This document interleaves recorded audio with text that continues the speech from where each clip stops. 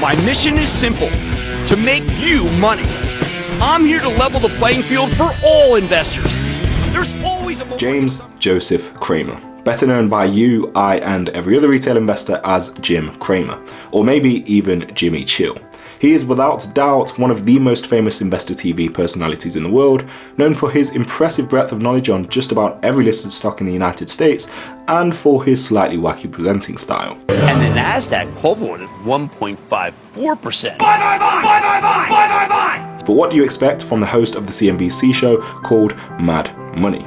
Jim Cramer considers himself to be a man of the people, here to use his experience of working in one of the largest investment banks in the world, Goldman Sachs of course, and the 14 years spent managing his very own hedge fund, aptly named Cramer & Co., to support the average retail investor to get one up on Wall Street, as Peter Lynch might say.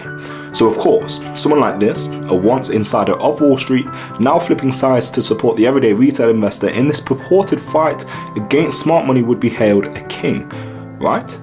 Not even close. In fact, the mere utterance of Jimmy Chill among the 13 million users of the WallStreetBets subreddit is welcomed with nothing but deprecating jokes and memes. But it hasn't always been that way, and this short film is going to delve into the rise and fall of Jim Cramer, and answer the question on whether the tables of popularity among retail are beginning to turn once again for Jimmy Chill. So grab a drink, sit back, and enjoy. Now I want you to cast your mind back to 1955, a historic year for the United States in which the USS Nautilus becomes the first operational nuclear-powered submarine. Rosa Parks was arrested after refusing to give up her seat to a white passenger, and the US began its involvement in the Vietnam conflict. Another event, albeit admittedly less historic than those listed above, was the birth of a young boy to Jewish parents in Windmore, Pennsylvania, named Jim Cramer. Cramer had the fortune of having highly intelligent and creative parents, with his mother, Louise Cramer, being an artist, and his father, Ken, owning International Packaging Products, a successful Philadelphia-based company that sold wrapping paper, boxes, and bags to retailers and restaurants. And it would be that same entrepreneurial mindset that would pave the path for Jim Cramer to founding his very own, highly successful hedge fund, but more on that later. Even from a very young age, it was clear to Cramer's parents that he wasn't exactly like other children. As early as the 4th grade, rather than play with toys like his classmates, Jim preferred to study businesses and paper trade stocks, and that inquisitive analytical mindset carried him through education, graduating from Harvard with a Bachelor of Arts in Government as one of the top of his class in 1977. Despite Cramer's fascination with stocks from a very young age, his career almost took off on an entirely different trajectory, landing his very first job as an entry-level news reporter for the Tallahassee Democrat, making $15,000 a year, where interestingly, he was one of the first people to cover the Ted Bundy murders. Cramer ultimately decided to leave the reporter lifestyle behind and return to Harvard, this time to study law, which he eventually graduated from in 1984. It was during this second stint at school that he started dabbling in the stock market, becoming instantly successful and making enough money to cover his tuition, around $10,000 a year, though he never reported how much capital he started with in the first place. Word soon got around of Cramer's purported stock picking ability, and Marty Perret, owner of the New Republic, gave Cramer $500,000 to invest on his behalf, and just 2 years later, Cramer gave him $650,000 back, a total return of 30%, and outperforming the S&P 500, which returned something closer to 20% over the same time period. But it's during this time that the controversies that would go on to hang over Cramer's head throughout his career would begin. But we'll get on to the controversies later, as that deserves an entire chapter by itself. Of course, outperforming the S&P 500 is no easy feat, and there are all kinds of statistics out there which suggest that the odds are stacked massively against you. But that's why I use Ticker Terminal to simplify and streamline the analysis process, to give me the best possible chance of identifying the stocks that will generate alpha before everyone else.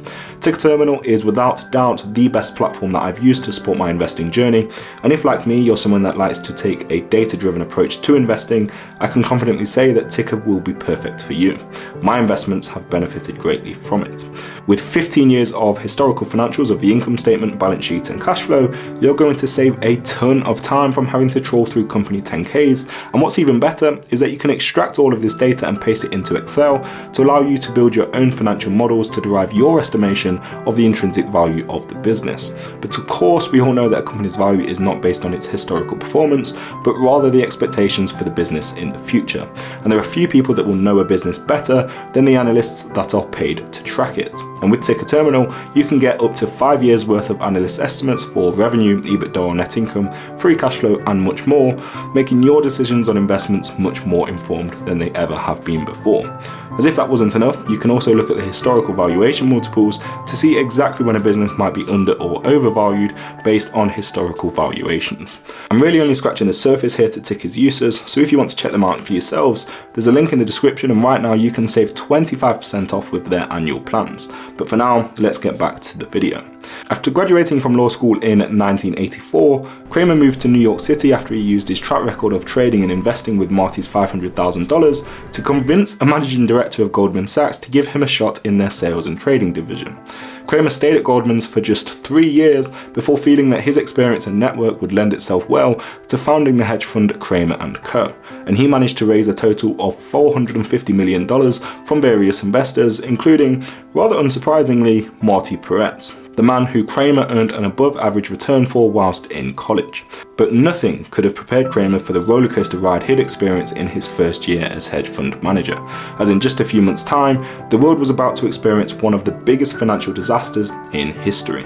Good evening. Today is Black Monday, the day the Dow dropped more than 500 points, the day the Dow dropped more than 22%, almost double the rate of the Black Monday that signaled the beginning of the crash of 1929. But this crash of 1987 is not just an American experience. Around the world, stock markets fell faster than a skydiver without a parachute. The panic starting in Tokyo this morning while the West slept. One cause of the sell-off was reaction to last week's 236-point drop in the Dow. The result, the Nikkei average was down 260 yen. Then, like a plague, sell fever headed west. In Frankfurt, fears of higher interest rates in the U.S. triggered the drop there. In 2.5 hours of trading, the Commerzbank share index fell 132 points. In London, an even larger drop. The British market, trying to cope with Friday's national computer failure, was thrown into a near panic. The result, the London Financial Times index down more than 183, the biggest one-day drop in Britain's history. And from there to Wall Street, where the numbers speak for themselves. Unofficially, the Dow stands at 1738.41, a drop of more than 508 points. From the opening bell, the market was in free fall. After last Friday's record 108-point loss, analysts had expected a rally. Instead, it's a panic. Everyone's in panic. Everybody, we're trying to find a bottom. We're trying to, as a floor broker, I see stocks trading 10 points below where they traded Thursday, and I'm saying this has to be the bottom. And then they trade 5 points lower than that. By noon, the market was down about 150 points. The tape delayed by more than an hour. But it only got worse as trading brokers struggled to cope with a blizzard of sell orders. New Mexico, we have some work here to do. You look to buy. Since the market hit a high of 2,722 last August, it lost 17.5% of its value to 2246 by Friday, and another 508 points today. In fact, the drop was so severe that it spurred the invention of stock market circuit breakers, where trading will be halted if markets fall by certain amounts, with the US breakers set at 7%, 13% and 20% in an attempt to calm institutions and reduce the likelihood of a systemic free fall of stocks driven by algorithmic trading. The run-up to 1987 was a period of extremely high growth in the markets, as the Dow Jones rose from 776 in 1982 to 2,772 in 1987, a compounded annual growth rate of 26% compared with the long-term average of around 10%. Comparisons between 1987 and the current stock market in 2022 and what's expected in 2023 have been drawn by some high-profile investors, not least Michael Burry, famous for his prediction of the 2008 global financial crash as depicted in The Big Short. More and more analysts believe that the bear market is here to stay. It's not that the economic news is so much worse. In fact, some indicators are showing unexpected strength. It's the psychology that's changed. While for 5 years investors have looked at the economy as a glass that is half full, now they're seeing it as half empty. Reasons for the decline have been floating around for months. An accident waiting to happen, according to one analyst. Renewed inflation fears with the decline in the dollar, rising interest rates, and huge budget and foreign trade deficits. A nation living for too long beyond its means. But maybe that's a topic for another day. So let's get back to what this meant for Cramer's hedge fund. Well, when asked about Black Monday in an interview sometime later, Cramer stated, and I quote, "Well, fortunately, one of the reasons why I'm here today with my own firm was that I was in cash for the crash. I had sold everything the Friday before at some really horrible prices. This distinguished me as being somebody who had a cooler head, and I was able to pick up some tremendous bargains." End quote. Now, as far as I'm aware, Cramer has never gone into detail as to what exactly caused him to sell, but he says this allowed him to break even in 1987, vastly outperforming the indices. Cramer claims to have achieved average annual returns of 24% between 1987 and 2001 when he ultimately retired from his hedge fund, easily outperforming the S&P 500, but many people have called into question the validity of those claims, and we'll get into exactly why in the following chapter. So far, you'd be forgiven for not understanding what exactly made Cramer the divisive figure he is. Someone who is clearly highly intelligent, having attended one of the best colleges in the world, and seemingly working tirelessly in order to fulfill his promises of returning value to his investors. But remember when I said the controversy surrounding Jim Cramer would begin when he went back to law school? Well, during this time he worked as a research assistant for none other than Alan Dershowitz, the lawyer who would go on to become famous for representing high-profile celebrity clients such as Mike Tyson, Patty Hearst, and let's not forget his role as part of the legal dream team in the trial of the century defending O.J. Simpson. So how did this association negatively impact Jim Cramer? Well, it can't be disputed that it wasn't from his own doing. Cramer assisted Dershowitz's campaign to acquit Klaus von Bülow, which in fairness is just part of the job, but it's within the detail of this story that's shrouded in controversy. Now, if you've never heard of Klaus, allow me to introduce you. Klaus von Bülow was a Danish-born British lawyer, consultant and socialite, associated only with those in the upper echelons of society, but a man that many people believe held a dark secret all the way to his deathbed in May 2019. In 1982, Klaus was arrested and tried for the attempted murder of Martha Crawford, his wife at the time, who went by the name Sunny. Oh, and it wasn't just one alleged attempt, it was two. One in 1979 and another in 1980, the latter of which was an alleged insulin overdose that would ultimately leave Sunny in a persistent vegetative state. So what did Jim Cramer have to do with all of this? He candidly states in the book Jim Cramer's Real Money, and I quote, "I managed in my spare time to work for Alan Dershowitz, helping to get the supremely guilty, at least in my view, Klaus von Bülow acquitted on procedural grounds." End quote. Something he said was worth it for the handsome remuneration package, $8 an hour at the time. Some will say that Jim was simply doing his job and he did nothing wrong, and objectively speaking, they would of course be right. But some will say that this mantra of putting the fullness of his pockets at the expense of those around him is exactly why, even today, retail investors cannot trust him. And this controversy was the first of many. Speaking of trust, in a now infamous video which Cramer presumably never expected to be publicly available, he highlights how his hedge fund would manipulate the market and how he would encourage others to do the same. Again, today we have the misdirection from the futures. The futures pointing up market, and as of right now, stocks are down again. Is this just because it's the holiday period that we're seeing this? You know, a lot of times when I was short at my hedge fund and I was positioned short, meaning I needed it down, I would create a level of activity beforehand that could drive the futures. It doesn't take much money. Similarly, if I were long and I would want to make things a little bit rosy, I would go in and take a bunch of stocks and make sure that they're higher, and maybe commit $5 million in capital to do it, and I could affect it. What you're seeing now is it probably is bigger market now. Maybe you need $10 million in capital to knock the stuff down, but it's a fun game. And it's a lucrative game, and you can move it up and then fade it. That's often creates a very negative feel. So let's say you take a longer-term view intraday, and you say, listen, I'm going to boost the futures, and then when the real sellers come in, real market comes in, they're going to knock it down. That's going to create a negative view. That's a strategy very worth doing when you're valued on a day-to-day basis. And I would encourage anyone who's in the hedge fund game to do it because it's legal, right? And it is a very quick way to make money and very satisfying. Eye-opening to some, but Cramer goes one step further in the same interview. Another stock that a lot of people are focused on right now seems to be Apple. Yeah, Apple's very important to spread the rumor that both Verizon and AT&T have decided they don't like the phone. Right. That's a very easy one to do because it's also you want to spread the rumor that it's not going to be ready for Macworld. And this is very easy because the people who write about Apple want that story. and you can claim that it's credible because you spoke to someone at Apple, because Apple doesn't. Right, they're not going to comment. They're not going to. So it's really an ideal short. And I would, again, if I were short Apple, I would be working very hard today to get that. And the way you would do that is you pick up the phone, you call 6 trading desks, and you say, listen, I just got off the phone with my contact at Verizon. And he has already said, listen, we're a Lucky G house. We're a Samsung house. We're a Motorola house. There's no room for Apple. They want too much. We're not going to let them in. We're not going to let them do what they did to music. And, I think that's a very effective way to keep a stock down. Right. And these are all what's really going on under the market that you don't see. Right. Nobody else talks about it. Right. But what's important when you're in that hedge fund mode is to not do anything remotely truthful.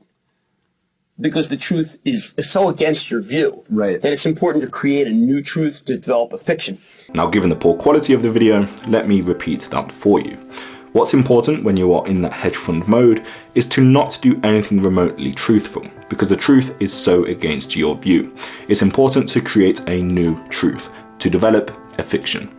Given Cramer's audience of millions of retail investors, it's hardly surprising that many people think he shouldn't be given such a platform, with some likening him to a modern-day snake oil salesman who has made a lucrative career out of predatory tactics. Speaking of a lucrative career, it's heavily disputed just how much of that financial success has been driven by his investment decisions. His proclaimed 24% average annual return has never been independently verified, and some say there's plenty of reason to question it.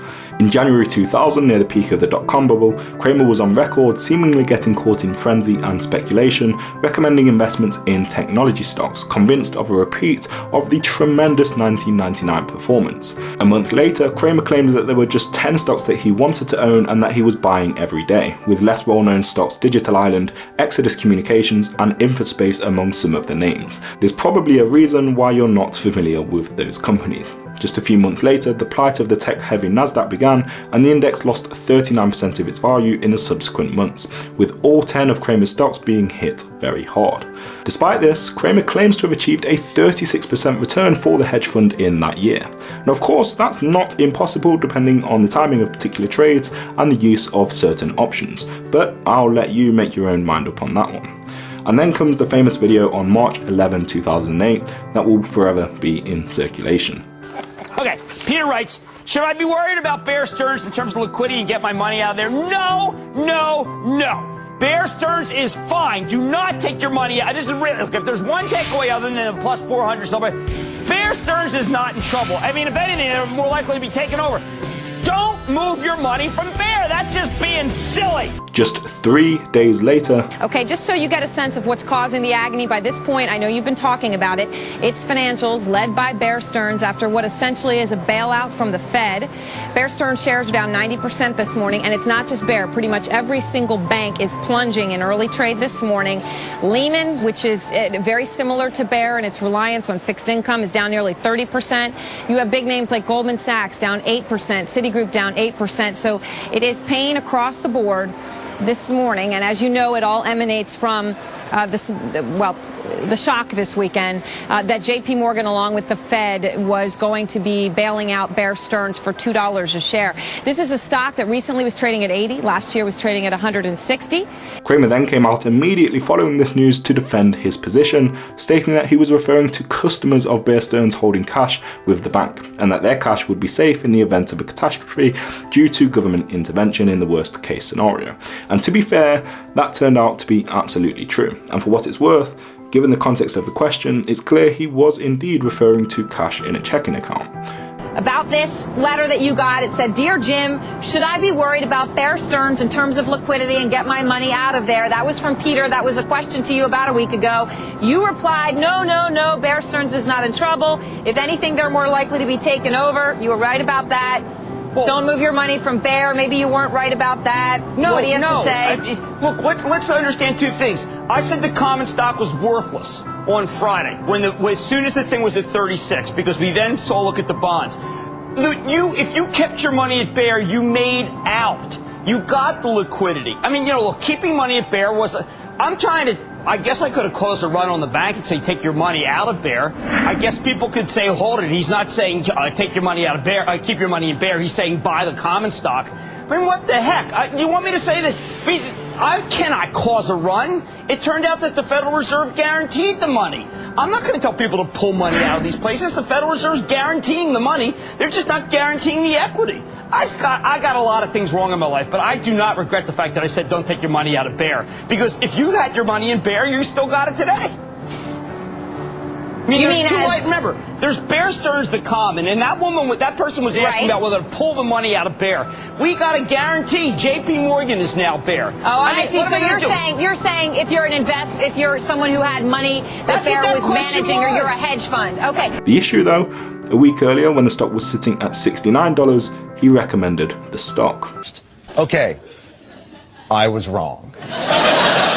Actually, it's true. He wasn't saying to buy Bear Stearns. He was simply saying that if Bear was your broker or that your money was at Bear, your money would not disappear. He was not addressing the value of holding Bear stock. So, Jim Cramer, I apologize. That was out of context. Technically, you were correct. You weren't suggesting to buy Bear Stearns. That was something that you did 5 days earlier in your buy or sell segment. I believe in the Bear franchise. You know what? It's $69. I'm not giving up on this thing. Yeah! Those words will undoubtedly have caused some investors a lot of pain, and it's not like this was an isolated incident. For a self-professed long-term investor, he appears to change his mind on the outlook from week to week, day to day, minute to minute. I'm about to show you two videos, and it would be easy to assume that these might have been filmed at the very least months apart. The reality, just 3 days. How can people be so confident that Powell won't crush the economy? Well, I think it's dawning on many of the biggest of investors that this economy is so strong that it can handle a series of rate hikes, because so much of the spending we're seeing is related to the great reopening and the normalization of remote work. It's finally drilled into their heads. That said, while I appreciate hope as a mindset, I'm not as confident as a lot of the buyers who are paying up at the end of the day. I suspect things simply aren't that rosy. We are seeing a level of enthusiasm here that to me feels unjustified. We shouldn't be going back to a mentality where we like all stocks because so many of them will miss their numbers and so others will hit us with negative forecasts. However, it's clear many stocks that were stuck in a prolonged bear market have been sprung by Powell's comments. The former high flyers that have been obliterated since November by inflation fears have suddenly gotten a new lease on life. But here's the problem. Tons of those stocks just aren't worth much, regardless of whether Powell steers us into a soft landing or a hard landing. We've been saturated with awful merchandise, the greedy men and women of Wall Street, from garbage out. Long live the bull! And that's been running through my head ever since we started learning more about what the Federal Reserve has in store for us. To me, this market is pivoting, and we need to pivot with it. As the saying goes, even a broken clock is right twice a day. This kind of reputation is what led to a bit of a joke among the Reddit community, where an investor can easily outperform the market by simply doing the opposite of whatever Cramer recommends. Although it seemingly started as just a bit of a joke, albeit at the expense of Cramer, the Financial Times reported in October of 2022 that an SEC filing revealed that Tuttle Capital Management were turning the joke into a reality. And as you can imagine, Cramer didn't take well to that at all. The question now becomes, can Cramer change public perception among retail investors? Despite all of the controversies covered in the previous chapter, it's important to recognise some of the great calls he's made. And despite what some people may have you believe, there have been many. Far too many, in fact, to cover in a single video. On October 6, 2008, the S&P 500 was valued at 1,056 after having already lost over 35% following the global financial crash. And whilst many high-profile investors were calling the bottom and telling retail now is the time to buy in, Cramer made the bold claim of telling people to pull out of the stock market as he foresaw more blood to come. Take a look. Look, I know I've been saying the market's going to 8,400. But I've said only take 20% off, and trying to fashion exactly how to say what is important without just saying people to get out now, because that's not necessarily the case. I think that everybody can still have equities because they work over the long term, but the issue is, do you need your money within the next 5 years? Do you have anything that you may need your money that you're just kind of, at this point, keeping it in the stock market because 5 years from now it will be worth more, so therefore you'll be able to afford college or maybe afford a car or be able to afford a new house? What you have to recognize is that the odds are now stacked against you, and that if you kept it in cash or took off the amount that you need for those purchases, you will be better off. And the analogy I want to draw here is that we've had a crash in our lifetime. it was 2001 NASDAQ. We went from 5,000 to 1,200, 1,400, whatever. And that was a crash. And the people who kept their money in the NASDAQ during that period lost everything and are either not retiring when they want to, or they lost a lot of money for college. And I don't want to repeat that. Over the next few months, the stock market continued to plummet, and just 5 months later, the stock market did bottom at 666, a further 37% decline. It's calls like these that encourage millions to tune into Mad Money to listen to Cramer's advice. Another reason for a potential redemption? Well, Cramer has really changed his tune of late. Historically, he would be the last person to admit defeat and concede to the idea that his thesis on a particular stock could be wrong, instead maybe hiding behind the guise of time. In other words, that poor performing stocks simply haven't been given the time that they need in this long-term game. In more recent times, he's been a lot quicker to accept where he may be wrong, and even appear to emotionally understand the pain that a poor stock pick might cause, showcased most recently following the plunge in Meta down to levels not seen since 2015, making it the worst performing stock in the S&P 500 in 2022, following consistent buy recommendations from the man himself, Jim Cramer. I continue to believe in my contacts at Facebook that Reels is going to blow everybody away, and that this stock, which my travel trust owns, by the third quarter is going to put up great numbers, and people who are selling it now are going to be very wrong. Let me say this about this. I made a mistake here. I was wrong. I trusted this management team. That was ill-advised. Hubris here is extraordinary, and I apologize. Now, I have to admit, to call this the beginning of Cramer's redemption might be a little bit of a stretch, especially when you consider reactions to this video on WallStreetBets, with the top comment mocking him, claiming he's fake crying, the inverse of crying, and another saying, this dude's out here talking like it's his first time making bad moves. But if nothing else, there's no doubt that Cramer does do two things: provide entertainment and encourage millions of people to invest towards financial freedom, and for that, in a time where there are still far too many people that don't take advantage of the opportunities available to them, I applaud him.